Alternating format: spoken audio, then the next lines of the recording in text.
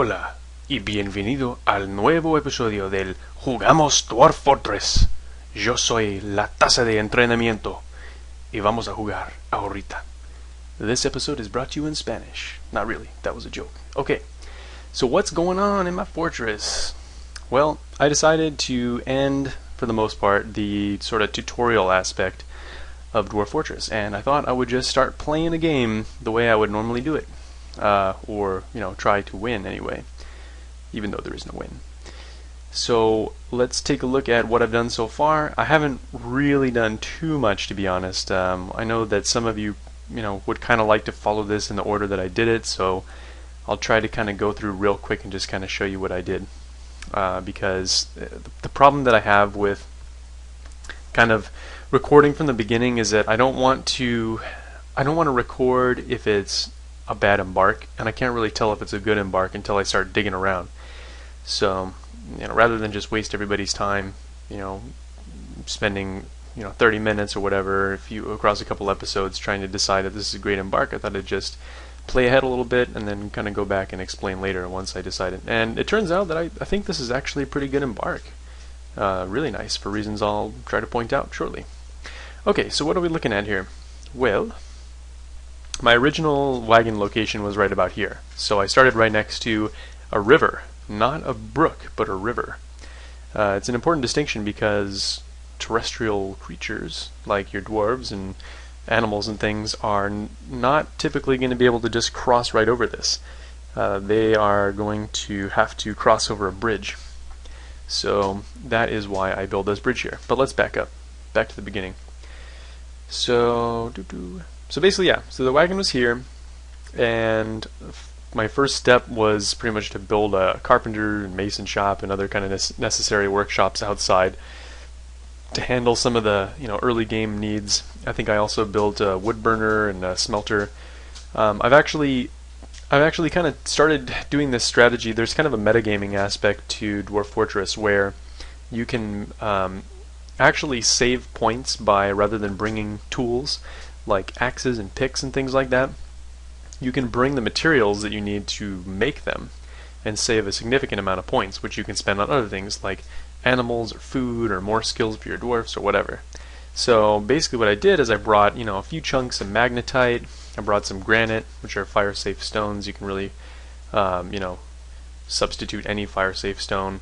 And I brought a whole bunch of wood. I brought about 25 logs of just whatever wood and things like that. So basically, as soon as the game starts, I build a carpenter's workshop. I pump out a wooden training axe.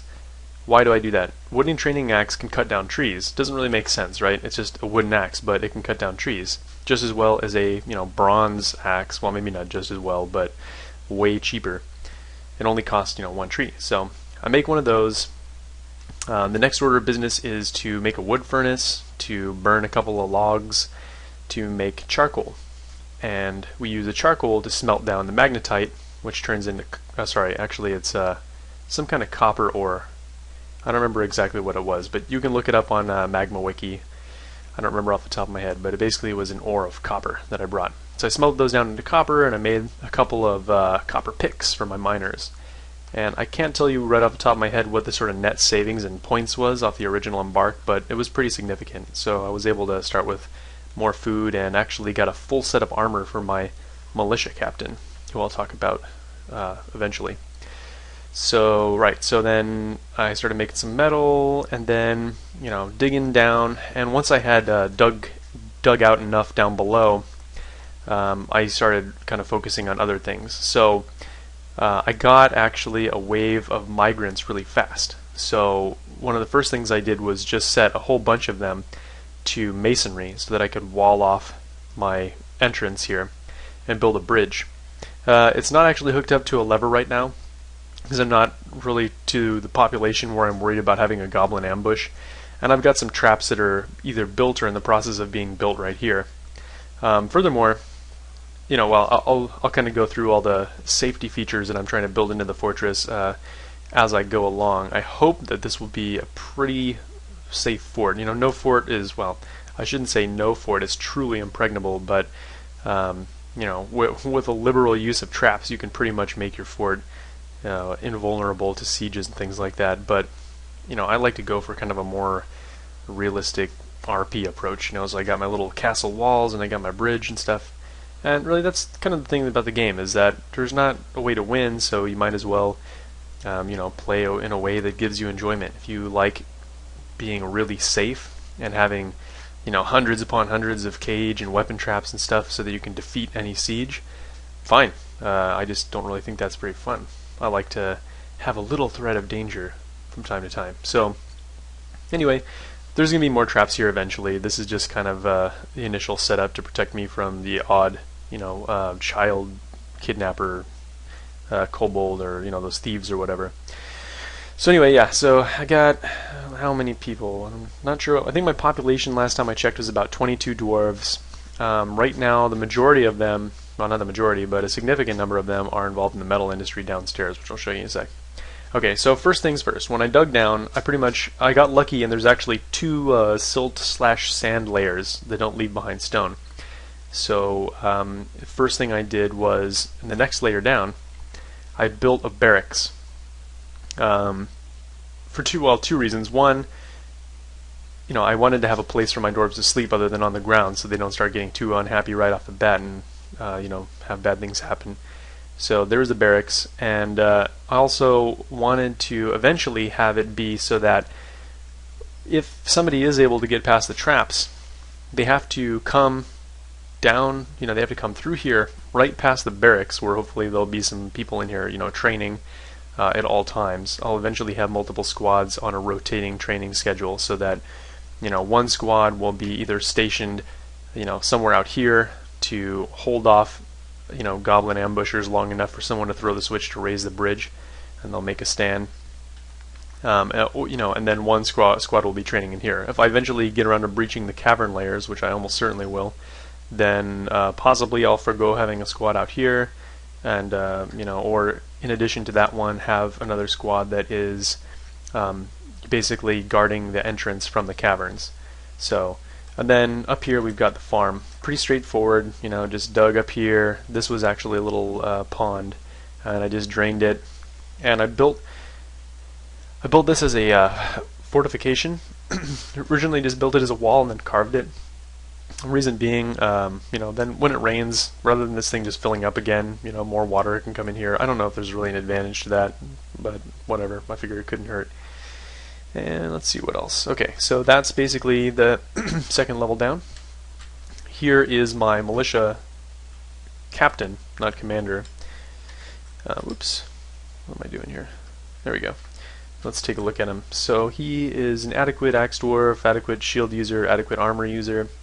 And I think he's got a few points and some other random stuff. But then his inventory. Notice what I got. I got some steel breastplate action, got some steel helm, he's got some copper stuff, and he's got steel battle axe and steel shield. I did not embark with these, I actually made them. So we'll get into that in a second. So let's go down one more level and see what's going on. So here we have the stockpiles/workshops area. This will undoubtedly become bigger as the game progresses, and the metal component of this industry will move down if I'm lucky enough to have embarked somewhere with magma within easy reach. If not, no big deal, because this embark has basically like dolomite, which is a flux stone, and a ton of bituminous coal and lignite and stuff that I can use to make coke. Not the kind of coke that your dwarves have at their little parties, but the coke that you can use as a fuel and also an ingredient in steel production. So basically what I have, wood stockpile and some other, I don't know, these are probably like cloth and leather. I've got bar block stockpiles up here. This is furniture, food. I have a butcher shop up here. Oh, funny thing that can happen with butcher shops sometimes. Meat that you get from slaughtering animals, if you do not put it into a barrel like right away, there's a chance that it could rot. And what ended up happening is I slaughtered a bunch of animals back to back, and what happened was when going back up to the surface, my original refuse stockpile was only this big. When you slaughter animals, you're going to have some refuse. You'll have some meat and you'll have some refuse. Well, this ended up filling up really fast. There was nowhere for it to go since I didn't have a refuse stockpile, so it all just stayed down in the butcher's workshop here. And then I was, doing some other stuff, and I'm like, what the fuck is this huge ass purple cloud coming up my butcher shop? And then I was like, oh yeah, it's rotting meat. Okay.